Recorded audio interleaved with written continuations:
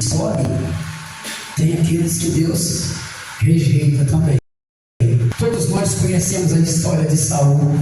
Saul foi o primeiro rei de Israel, mas ele foi escolhido rei não por Deus, pelo povo, pela vontade do povo. Deus acabou cedendo à vontade do povo e o povo acabou escolhendo Saul como rei de Israel. E a Bíblia vai dizer que no começo até que ele foi bem, mas depois ele começou a fazer coisas que desagradavam a Deus. Ele começou a entristecer o coração de Deus com algumas atitudes. E a Bíblia vai dizer então que Deus o rejeita. E aí um dia Deus aparece a Samuel. E Samuel, eu tenho rejeitado Saul. Eu quero que você tome na sua mão o seu vaso de azeite. Enche ele e vem aqui, que eu tenho uma missão para você. Aleluia. E a Bíblia vai dizer que Samuel, obediente à voz de Deus, como sempre foi, enche o seu vaso de azeite e se coloca na presença de Deus. E Deus diz assim: eu quero que você vá lá em Belém, aleluia, porque lá na casa de Jessé, o belenita, tem um moço lá que eu tenho uma obra linda para fazer na vida dele. Eu tenho um serviço especial para você lá na casa do velho Jessé, o belenita. Irmãos, a Bíblia vai dizer que eu queria que você escutasse isso com atenção, que tem a ver com a tua vida. A Bíblia diz que quando Jessé chega lá em Belém, Jessé foi surpreendido. Todo mundo que conhecia Jessé não, Samuel. Quando Samuel chega em Belém, ele foi surpreendido, porque todo mundo que conhecia o velho Jessé sabia que Jessé era pai de 8 filhos, 8. Mas a Bíblia vai dizer que quando o profeta chega lá, irmãos, ele encontra apenas 7. E por que isso aconteceu? Vou dizer para você uma coisa, irmão. Geralmente, isso é quase que uma regra. Geralmente, quando Deus nos escolhe, quando Deus nos chama para algum trabalho específico, para alguma obra, geralmente as pessoas que estão à nossa volta, as pessoas mais próximas, elas não acreditam na nossa chamada. Elas acham que Deus pode usar qualquer um, menos você. No ano de 1992, irmãos, eu morava em São Paulo. Depois eu vou contar uma história de Davi. Eu morava em São Paulo, na capital, e era camelô na Praça da Sé, vendedor de alho. E a minha história com Deus, minha história ministerial, ela começou muito cedo. Eu era muito pequenininho ainda. Eu tive o privilégio de ter nascido num lar cristão. Eu tenho 55 anos de idade. Eu tenho 55 anos de crente. Quando eu nasci, os meus pais já eram crentes. E eu sempre procurei servir a Deus desde muito pequenininho. E eu comecei a minha história na música muito cedo. Comecei a compor com 5, 6 anos de idade. E à medida que o tempo ia passando, Deus ia usando muitos vasos para falar comigo a respeito do projeto que Ele tinha na minha vida. Não foi nenhuma nem 2 vezes que eu ouvi profetas de Deus, usados por Deus, para dizer a respeito da obra que Deus tinha na minha vida. E eu fiquei aguardando, fiquei esperando, porque eu quero abrir um parênteses para dizer para você que tem muita gente que perde a bênção de Deus. Por quê? Porque não sabe esperar o tempo de Deus. Tem gente que acha que o que Deus falou hoje tem que acontecer amanhã. E não é assim, irmãos. O tempo de Deus é diferente do nosso, né? A ponto da Bíblia dizer que um dia para o Senhor é como 1000 anos, e 1000 anos é como um dia, irmão. E aí tem gente que perde a bênção, porque ele acha que porque Deus prometeu, falou com ele, aí a promessa tem que ser cumprida no outro dia, né? Não, irmão, não é assim, leva tempo. Eu fiquei aguardando, sempre guardava no meu coração as profecias que eu recebi.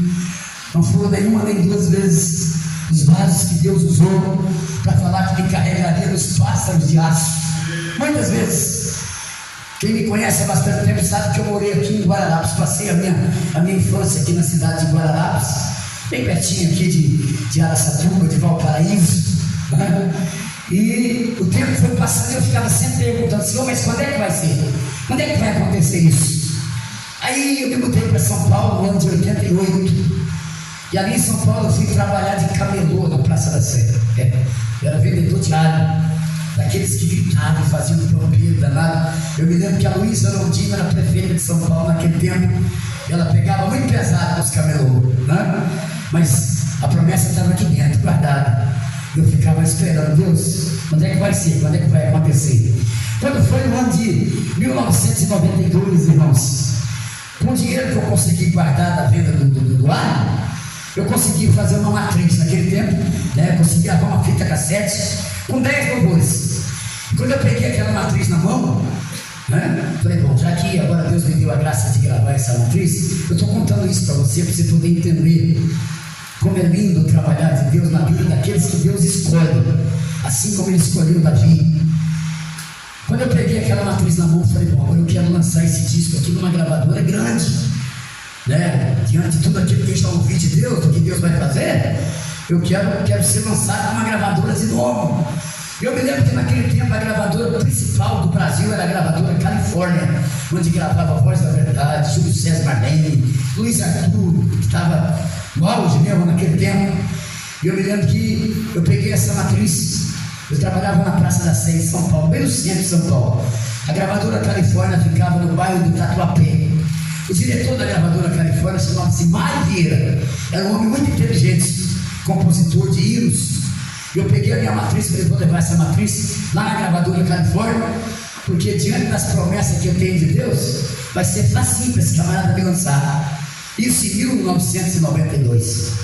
Peguei um ônibus, fui até o bairro do Tatuapé, cheguei lá, levando a matriz na mão, cheguei para ele e falei, seu Mário, o senhor não me conhece? Falei, meu nome é Wagner Roberto Alves. Falei, eu estou debaixo de uma promessa de Deus. Deus falou que através da minha vida Ele vai abençoar muitas vidas. Ele ficou assustado do jeito que eu falei para ele, ficou olhando para mim e falei, olha, eu acabei de fazer essa matriz, eu queria lançar esse disco aqui na gravadora Califórnia. Aleluia! Então meu filho, você é ousado, né? Falei, Deus me deu ousadia, seu Mário. Então vamos fazer o seguinte, então, você pega essa matriz, deixa comigo, que eu vou ouvir. Daqui 2 dias você volta aqui, que aí eu vou te dar um parecer. Deixei a matriz com ele, voltei no meu trabalho, e aqueles 2 dias fez como se demorasse um mês, não passava. Quando passou os 2 dias eu fui lá. Quando cheguei na gravadora Califórnia, seu Mário, com muito jeitinho, com muito carinho, me chamou no canto e falou, meu filho, senta aqui. Você veio aqui antes de ontem, você falou para mim, né, que Deus tinha um projeto na tua vida, você estava debaixo de uma promessa, mas assim, ó, eu preciso ser muito sincero, muito verdadeiro com você. Você pode ser tudo menos cantor. Para cantor não dá. Eu vou explicar para você por quê. Porque a tua voz é muito louca demais. A tua voz não é comercial. E ele falando aquilo, eu olhando para a cara dele e pensando, meu Deus, mas o senhor fez eu passar uma vergonha dessa, senhor? Irmãos, eu fiquei muito triste, mas muito triste. Ele falou, que não dava, maravilha. Falei, amém, seu Mário, Deus abençoe. Peguei a matriz, saí dali decepcionado, completamente decepcionado. Falei, puxa vida, Deus, por que o senhor fez eu passar uma vergonha dessa?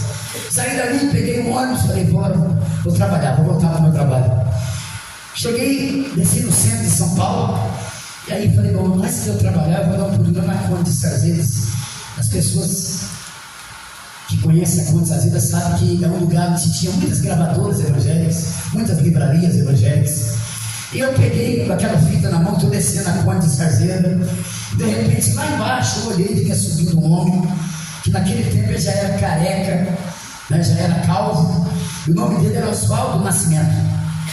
Ele era dono de uma gravadora. Quando eu encontrei o Oswaldo, falei, Oswaldo, eu queria que você pudesse ouvir essa fita cassete aqui, essa matriz que eu acabei de fazer, mas não falei para ele que eu tinha ido na Califórnia. Queria que você ouvisse. Falou, me dá aqui que eu vou ouvir agora. Entrou dentro do carro dele, senta aqui do meu lado. Colocou a fita para tocar e começou a ouvir, e começou a chorar, danou a chorar. Eu falei, Jesus deve estar trabalhando na vida desse homem. E aí ouviu todas as canções, as 10 canções, e depois de chorar muito, virou para mim e disse o seguinte, olha, eu não tenho dinheiro para comprar isso aqui de você, mas se você me der essa matriz, a gente vai fazer uma parceria. Você me dá a matriz, eu vou mandar fabricar o disco para você. E aí quando eu fabricar o disco, eu vou te dar 1000 discos de cachê. Você concorda? Eu falei, mas é claro, está concordado, já tá. Oswaldo pegou aquela matriz. Quando passou um mês e pouquinho, ele me ligou, falou, o disco está pronto, pode vir buscar o disco que está pronto.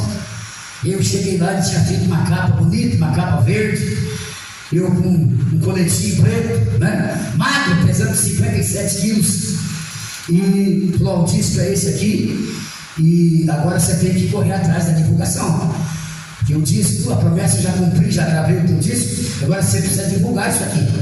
E aí, irmãos, eu me lembrei que eu tinha uns parentes que moravam em Curitiba, e lá em Curitiba tinha a famosa Rádio Marumbi, e eu peguei um ônibus de São Paulo, fui lá em Curitiba, vou levar meu disco para tocar na Rádio Marumbi. Eu cheguei em Curitiba de manhãzinha, cheguei na Rádio Marumbi às 7 da manhã. Eu saí de lá, era 8 horas da noite. Todos os programadores que chegavam diziam: toca meu disco, toca meu disco. E quando fazia 3 dias que eu estava em Curitiba, irmãos, eu comecei a receber inúmeras chamadas, cartas, o pessoal ligando para a rádio, queria saber quem que era o cantor Roquinho. E aí já arrumei umas agendas, fui para ficar só no final de semana, e acabei ficando 10 anos em Curitiba. Mas o que eu quero dizer para vocês é o seguinte: quando o disco ficou pronto, começou a tocar na Rádio Marumbi, e aí o Brasil inteiro começou a conhecer.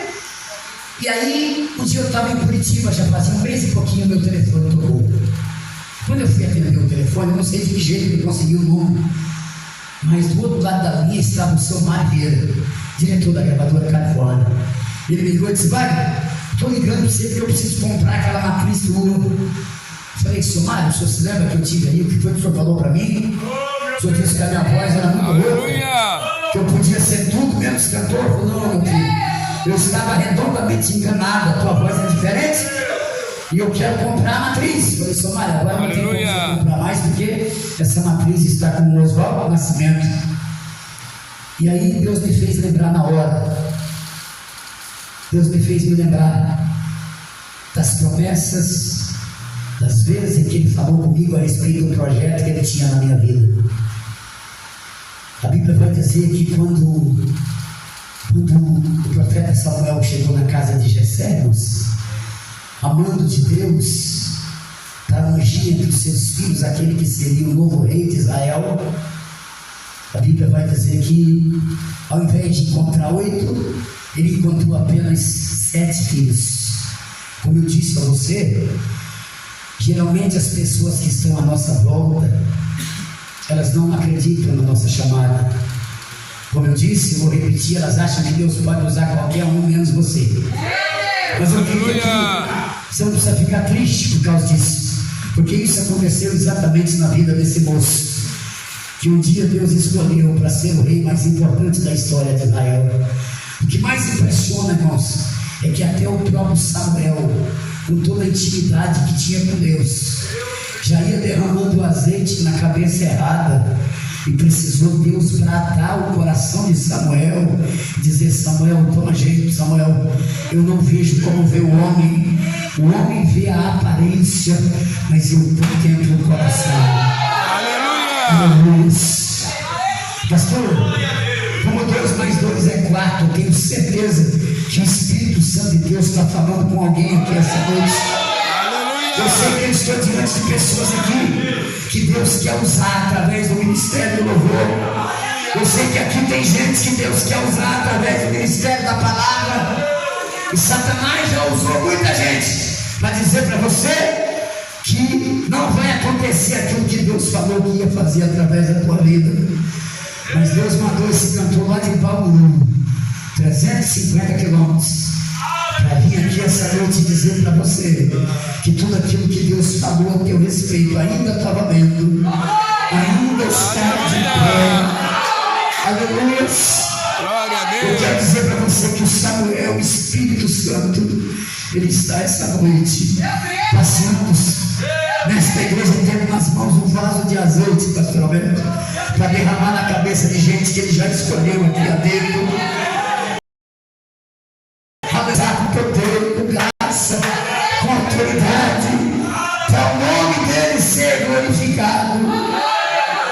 Deixa eu dizer uma coisa para você, irmão. Quem olhava aquele moço lá no campo, as ovelhas do seu pai pastoreando, não fazia ideia, não acreditava, não imaginava que ele viria a ser o rei mais importante da história de Israel.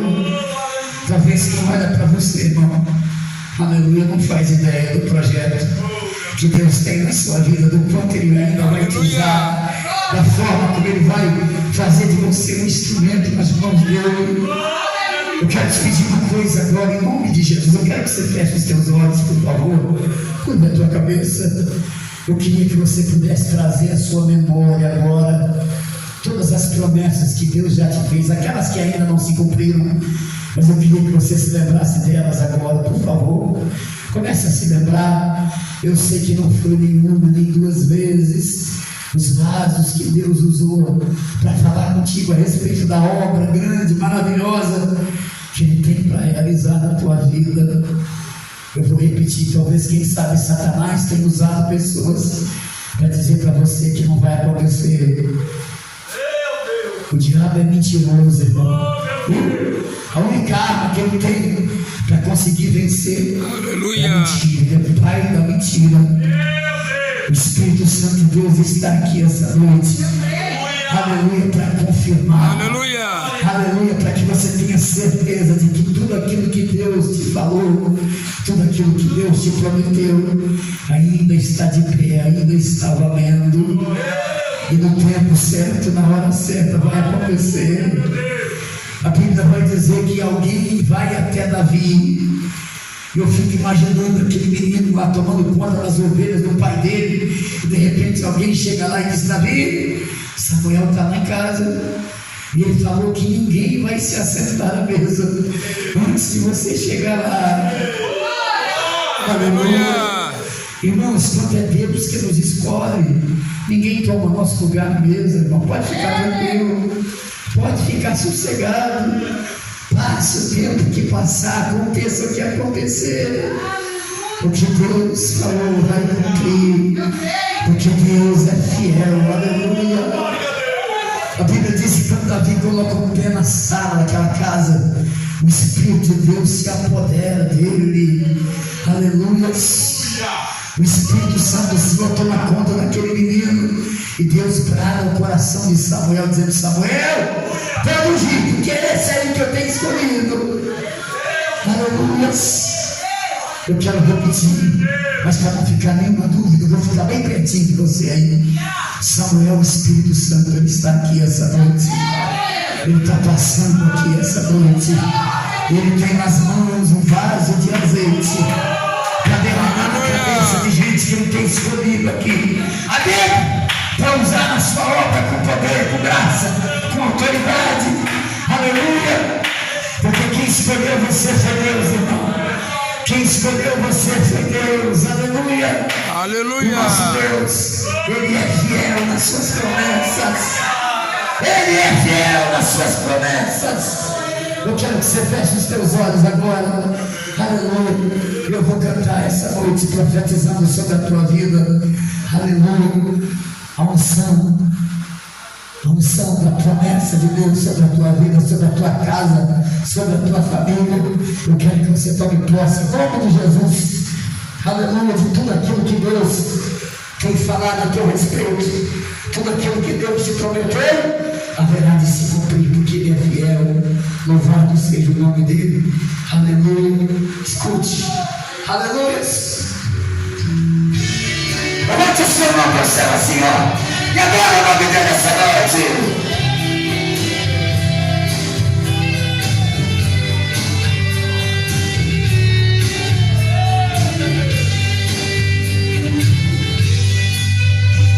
Quem olhava aquele moço lá no campo, as ovelhas do seu pai pastoreando, não imaginava que teria um futuro glorioso.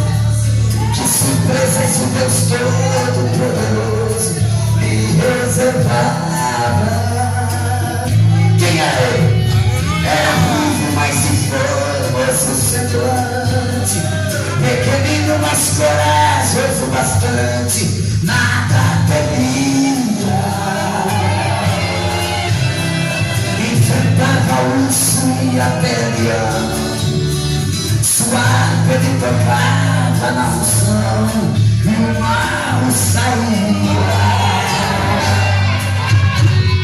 Vem, Samuel, enche o braço de azeite, agora vem.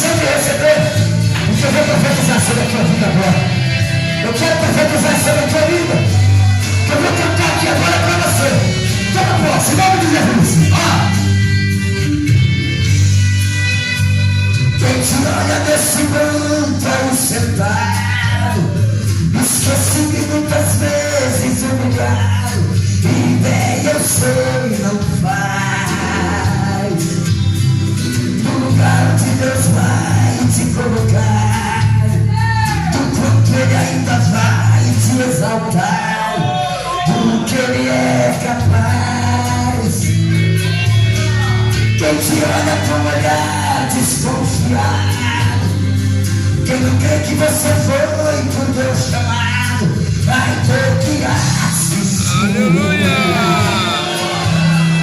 Pelo tanto Deus ainda vai te usar, que somente pedras sobre lhe atirar, vai ter que te aplaudir. Vem, Samuel, enche o vaso de repente agora vem, porque eu tenho me agradado de alguém, e sobre a minha mão já coloquei. Vem, Samuel, essa casa de Jessé, o Bedelita, porque mesmo que ninguém nele acredita, é Davi meu escolhido pra ser rei. Vem, Samuel,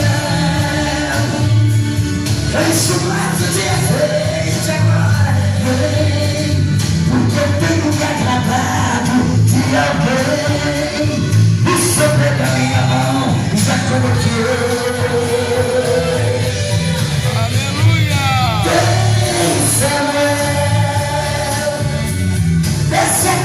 Jessé, o Bedelita, porque mesmo que ninguém nele acredita, é Davi meu escolhido pra ser rei. Aquele moço lá no campo, as ovelhas do seu pai pastoreando. Aleluia. Levante essa mão santa que a gente, por favor. Glória a Deus, aleluia. Essa noite. Aleluia. Você que tem a Bíblia, eu queria que você pudesse abrir. Na primeira carta que Paulo escreveu à igreja de Coríntios, no capítulo de número 4, e nos versículos de número 1 e de número 2. Irmãos, é importante a gente poder entender uma coisa. Nosso adversário, Satanás, adversário da igreja, ele não é adversário de Deus, é adversário da igreja. De Deus ele é serviçal, faz o que Deus manda. Da igreja ele é adversário. Nós precisamos entender que ele só tem uma única arma, pastor, que ele usa para poder tentar vencer os crentes, os servos de Deus. E essa arma chama-se engano, mentira. É a mentira que Satanás usa para poder vencer aqueles que, às vezes, por um descuido, né, por não levar muito a sério a vida cristã, estão à mercê dele. Só para você poder entender, irmãos, o intuito de Satanás, o objetivo dele, é enganar as pessoas exatamente a respeito de quem elas são. Existe uma coisa chamada crise de identidade, que o Satanás é especialista em fazer isso, em confundir, enganar, fazer com que as pessoas não tenham a exata noção, a exata ideia de quem elas são. E tem muita gente, infelizmente, caindo nesse laço, muita gente sofrendo de crise de identidade. O texto que nós vamos ler aqui agora, a preocupação do apóstolo Paulo é exatamente escrever à igreja de Coríntios e fazer com que eles entendam quem eles realmente são.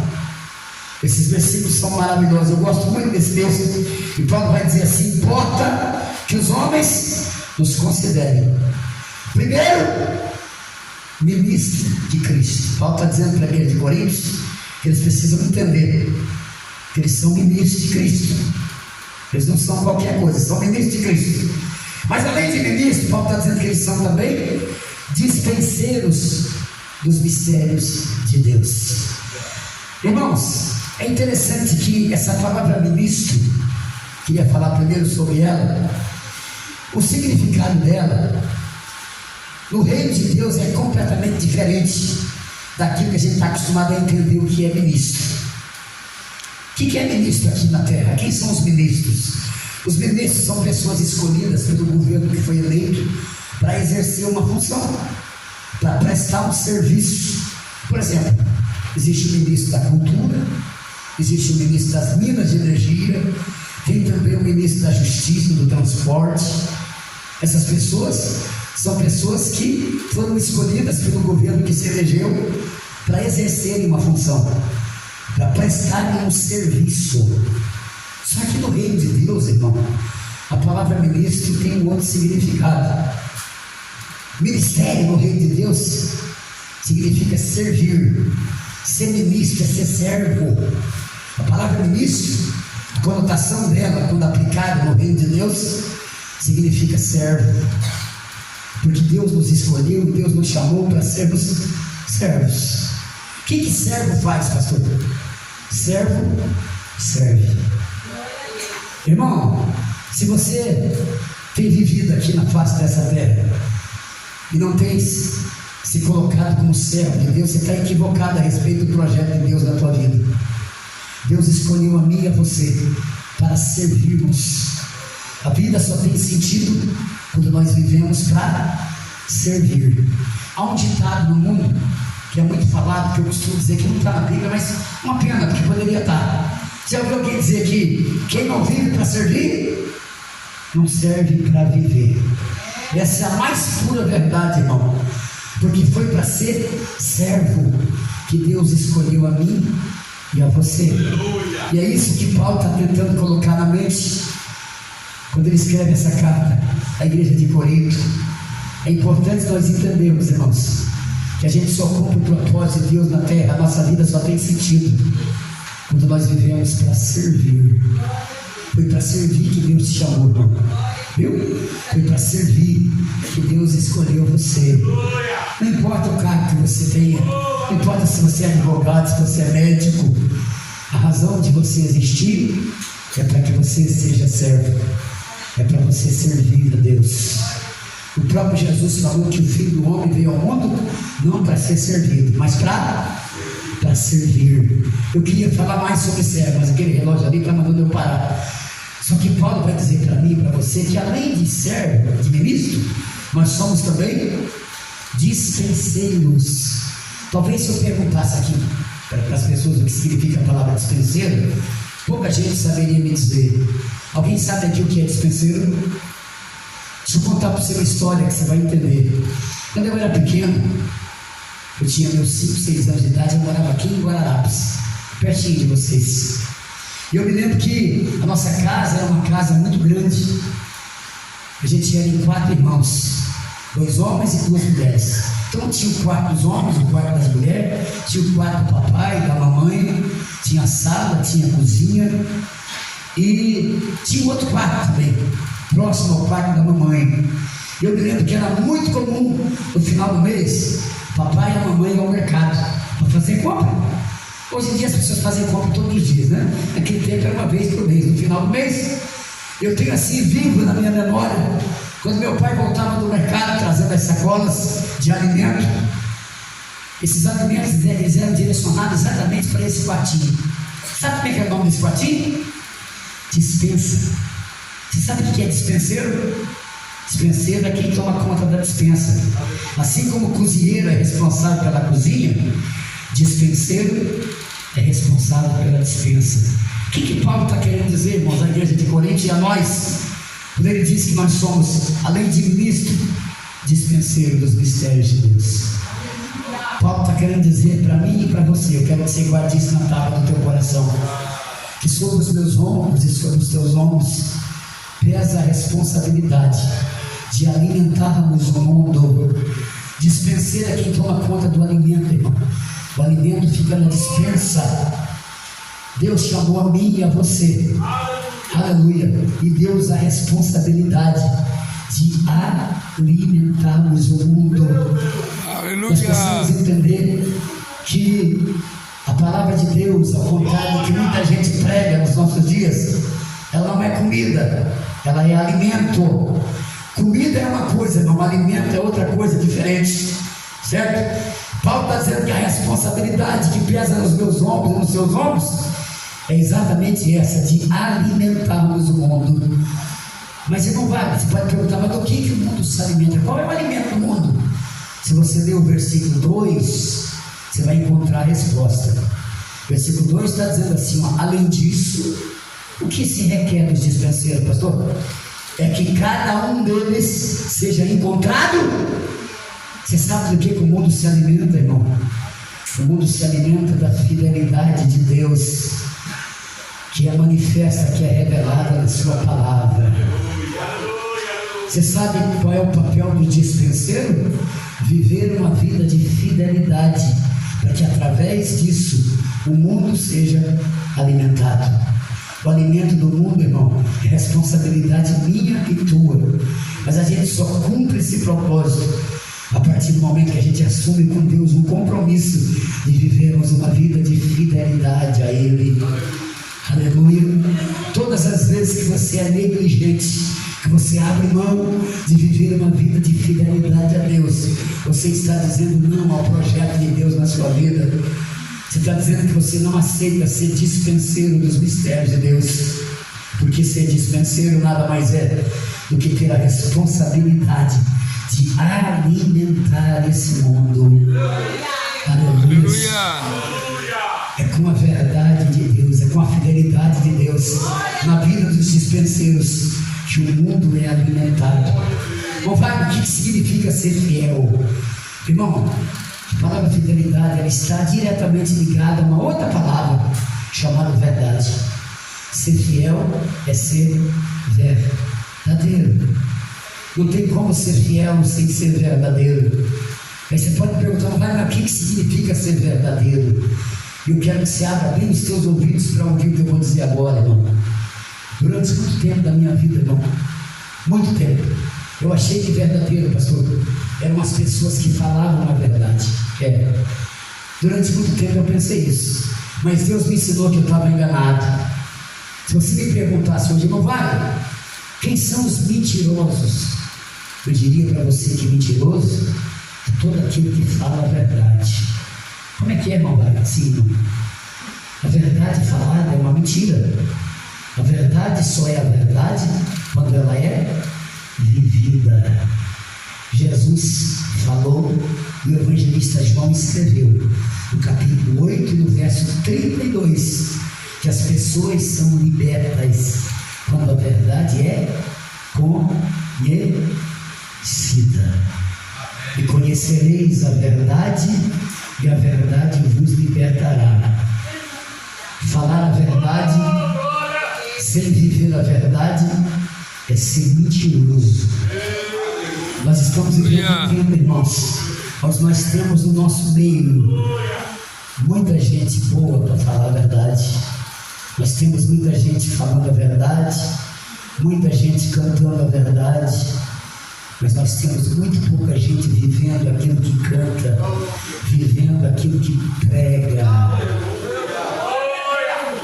Irmãos, se falar a verdade resolvesse o problema da humanidade, nosso mundo seria diferente, irmão. O que mais nós temos hoje é gente falando a verdade. Liga a televisão, irmão, para você ver. Tem alguém falando a verdade lá. Vai na praça, tem alguém pregando a verdade. Mas Jesus disse que não há libertação através da verdade falada. Para que as pessoas sejam libertas, a verdade tem que ser vivida, tem que ser conhecida. É por essa razão que a Bíblia vai dizer que a boca só pode falar o que, irmão? Porque o meu coração está cheio. A verdade, para ser a verdade aqui, primeiro ela tem que ser a verdade aqui. É sério isso, irmãos? É muito sério. Nós estamos vivendo um tempo onde as pessoas não querem mais compromisso com a verdade. A verdade. Se você me perguntar, mas o que é a verdade que você está falando? São João capítulo 17, versículo 17, Jesus vai dizer: santifica-os na verdade, a tua palavra é a verdade. Irmãos, o que mais nós temos visto hoje são pessoas que se dizem amigas de Deus, mas são inimigos da sua palavra. O problema, irmãos, é exatamente esse. Com Deus está tudo chique, mas na hora de obedecer a palavra, esse é o grande problema. Eu sempre digo que o diabo nunca teve problema com Deus. O problema do diabo foi obedecer a palavra de Deus. E assim, a gente tem presenciado nos nossos dias um monte de gente que é muito bom para falar a verdade, para pregar a verdade, para cantar a verdade, mas a verdade tem que ser vivida, a verdade tem que ser conhecida. Deixa eu dizer uma coisa para você: eu não tenho direito de sair de Bauru, rodar 350 quilômetros para vir aqui tomar 2 horas do seu tempo, se eu não vivo aquilo que eu prego, se eu não vivo aquilo que eu canto. Aleluia! A palavra de Deus, que o escritor aos Hebreus, no capítulo 4, no versículo 12, diz que é viva e eficaz, que é mais penetrante que espada alguma de 2 gumes, que penetra até a divisão da alma, entre as juntas e medulas, que é apta para discernir as intenções e os pensamentos do coração. Essa palavra precisa estar guardada, escondida em nós. Ou você se esqueceu das palavras do rei Davi, quando escreveu o Salmo 119, versículo 11, ele disse: Senhor, eu escondi a tua palavra no meu coração, eu escondi a tua verdade no meu coração. Por que você fez isso, Davi? Eu fiz para não pecar contra ti. Irmãos, a gente está vivendo um tempo onde pecar se tornou uma coisa tão comum, tão banal. Hoje as pessoas pecam como se estivesse trocando de roupa. Por que isso acontece, irmão? Agora, irmão, se Davi disse que escondeu a verdade no coração para não pecar, significa que se a verdade de Deus estiver apenas na minha boca, se a verdade de Deus estiver apenas na minha mão, mas se ela não estiver no meu coração, na minha vida, eu estou à mercê do pecado, eu me torno escravo do pecado. Porque aquilo que nos inune do pecado, irmão, é a verdade de Deus, a palavra de Deus escondida, guardada no nosso coração. Irmãos, nós nunca vivemos um tempo onde a palavra de Deus tem sido tão desprezada, tem sido tão colocada em segundo plano como nos tempos em que nós estamos vivendo. As pessoas batem no peito e dizem que são de Deus, mas não querem compromisso com a sua palavra. Precisamos entender, irmão, que a vontade de Deus revelada para a minha vida e para a sua vida está na sua palavra. A palavra que Davi diz que é lâmpada para os nossos pés e luz para os nossos caminhos. Jesus também falou sobre a palavra. Ele disse que nós erramos ou não conhecemos as Escrituras. Irmãos, deixa eu compartilhar com você um conselho que eu tenho recebido de Deus e tenho procurado colocar em prática. A gente precisa, irmão, urgentemente assumirmos com Deus um compromisso, uma aliança de obediência à palavra dele. As bênçãos de Deus estarão sobre a nossa vida, as vitórias de Deus nos alcançarão, as nossas orações serão respondidas quando houver um pacto, uma aliança, um compromisso de obediência a essa palavra. Aleluia, louvado seja o nome do Senhor. Eu me lembro que o Espírito Santo Deus me faz lembrar aqui agora, irmãos. A Bíblia diz que os discípulos chegaram para Jesus certa feita e disseram: Senhor, a gente gostaria que o Senhor pudesse falar para nós alguns sinais que vão evidenciar o fim dos tempos.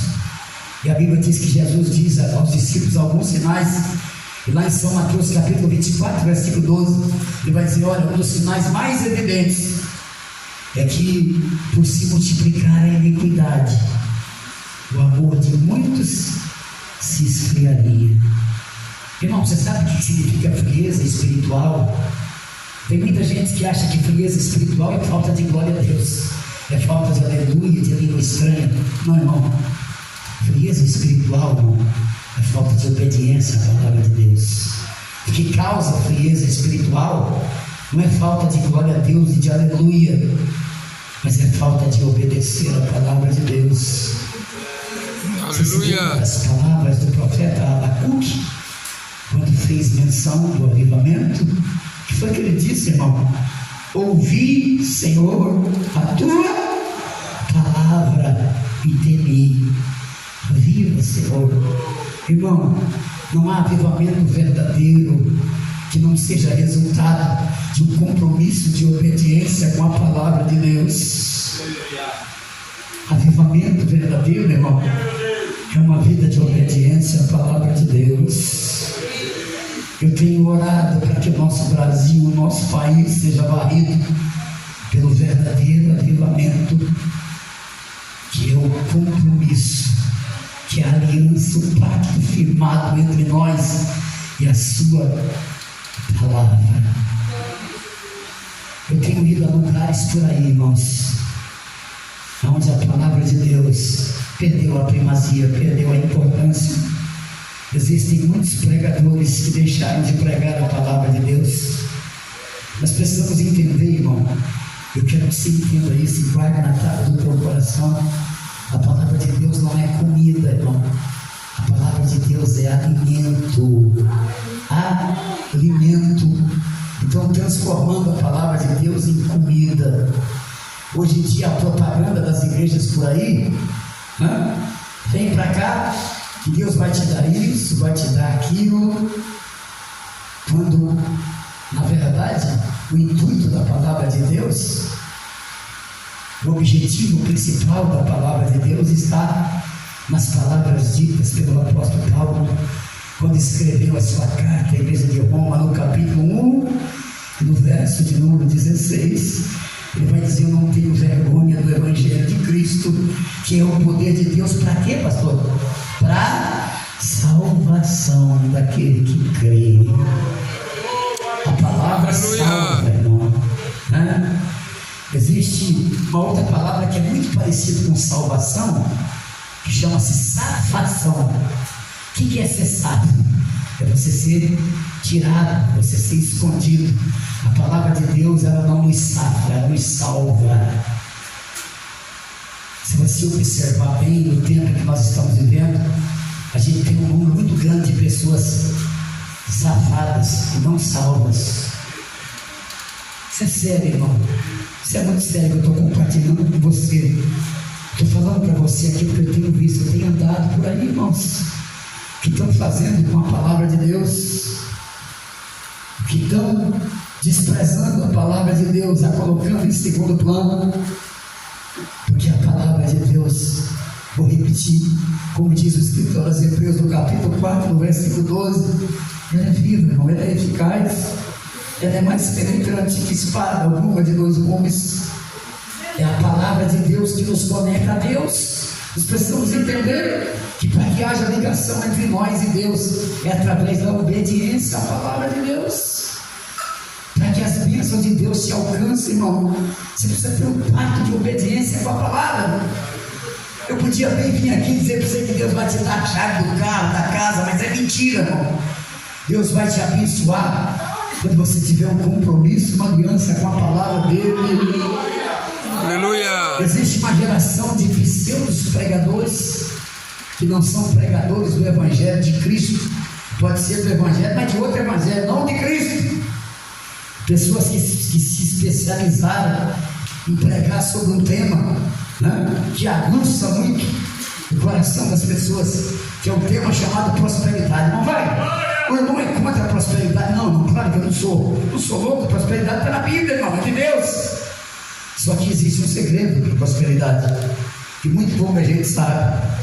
Se eu estou falando com alguém aqui essa noite que tem muita vontade de ser próspero e ainda não foi, você vai aprender hoje, irmão, o segredo da prosperidade. Eu vou repartir com você.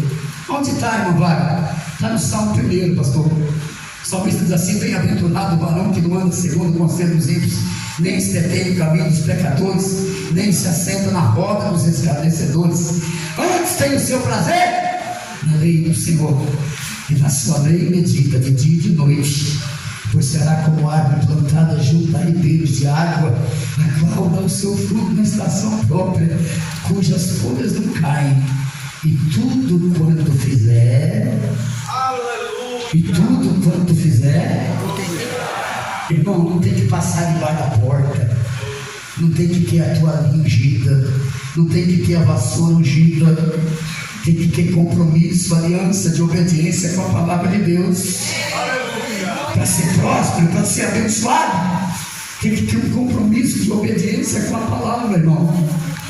Aleluia. Leia Deuteronômio 28, o que está escrito lá, pastor? O que está escrito para você ser bendito? Ouvires os meus mandamentos, aleluia. Irmãos, aquilo que nos move a servir a Deus, eu vou terminar. Aquilo que nos move a servirmos a Deus é a fé. Romanos 10, 17. Paulo vai dizer que a fé é pelo e ouvir, pastor. Ouvir é pela palavra de Deus, irmão. O grande problema das pessoas é achar que quando Paulo diz que a fé é pelo ouvir, tem gente que pensa que Paulo está dizendo que a fé é pelo escutar. Ouvir não é, pastor, ele nunca foi escutar. O que é ouvir? Obedecer. Ouvir é obedecer, irmãos. Ouvir é obedecer. Que Deus espera de mim e de você é que nós tenhamos um compromisso de obediência com a sua palavra. A vontade dele é revelada, irmão, para a sua vida, está aqui na palavra. Aleluia.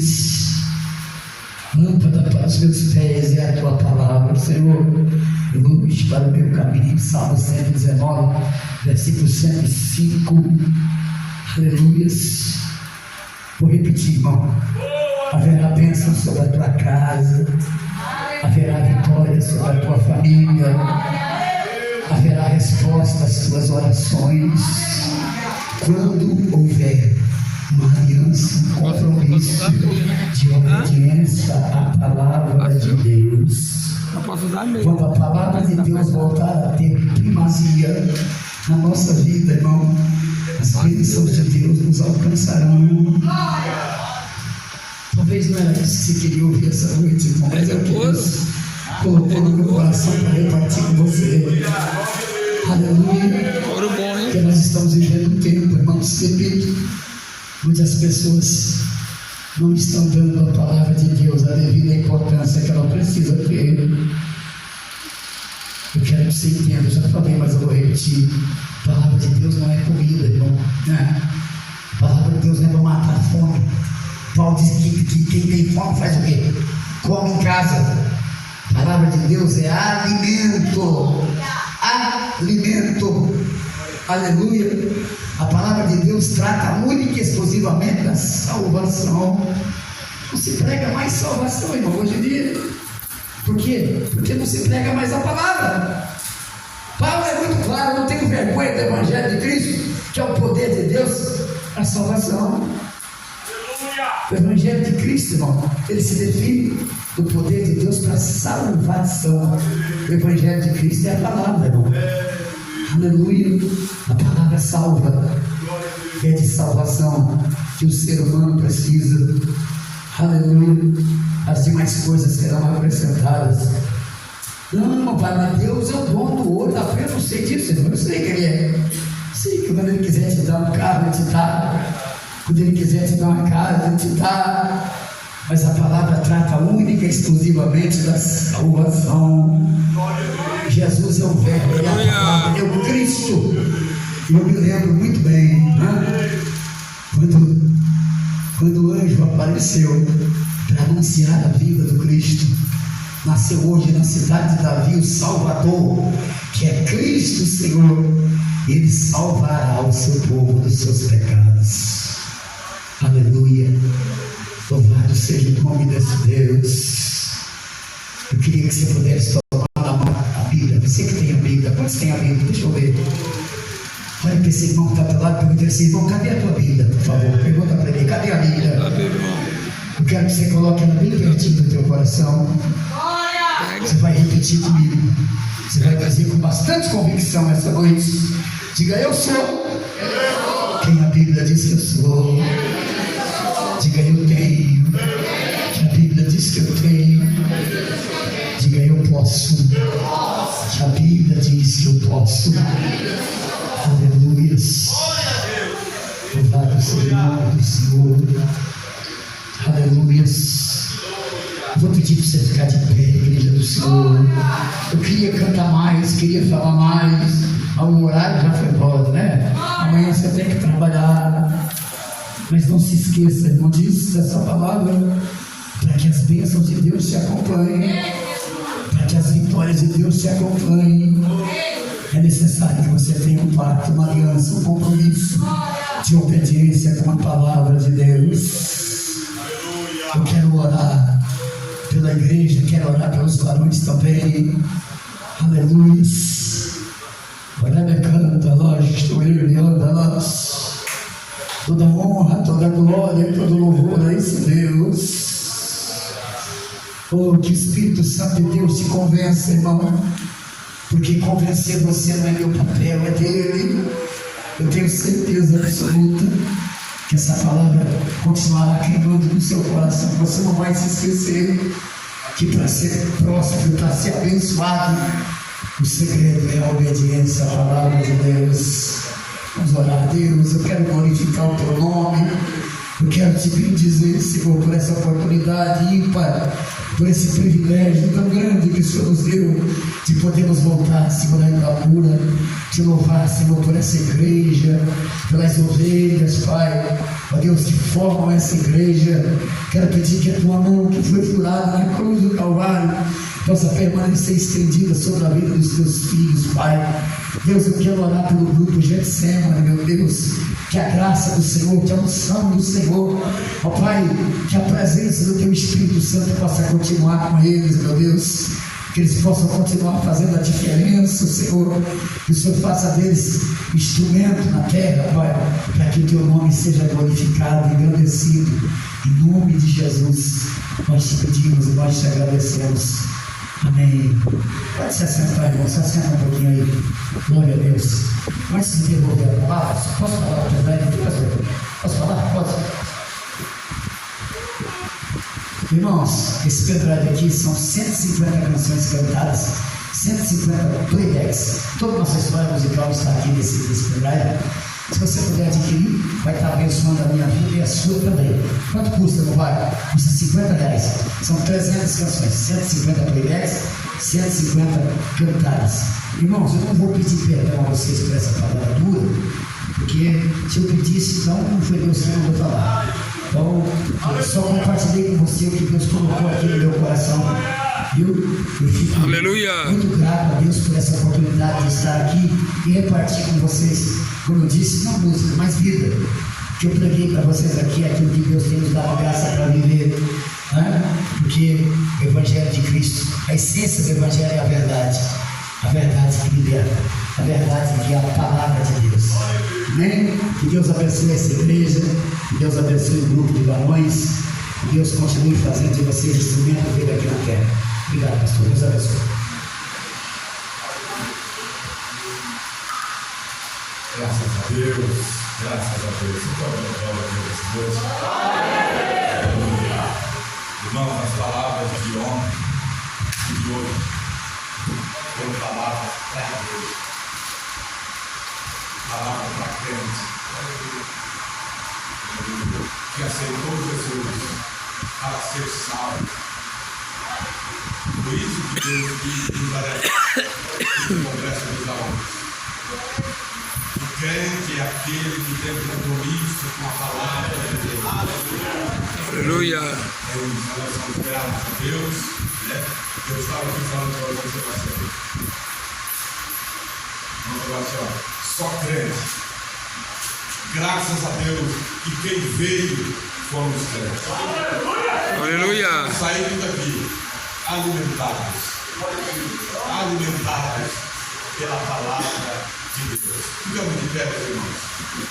Quero agradecer a Deus pela vida do nosso amigo, pastor Wagner Roberto, que Deus tem usado. E doutor Wagner Roberto, você tem testemunho. Eu vou contar os testemunhos dele, eu ficarei de muito. E um deles é que tinham falado para ele que nunca ele seria pastor. E está aqui. E é exemplo de humildade. É exemplo de humildade.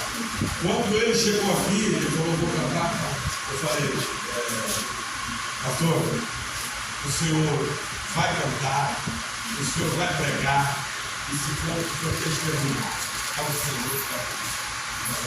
Aí, porque eu já conversei com outros pregadores e outros cantores, que já viram daí, e ele levou o meu nome para o alto e disse: glória a Deus, porque eu vou ter tempo de falar da palavra de Deus. Aleluia. Então, que Deus continue abençoando, pastor, ao Senhor e à sua vida. Louvado seja Deus. Vamos para essa oração, meu irmão.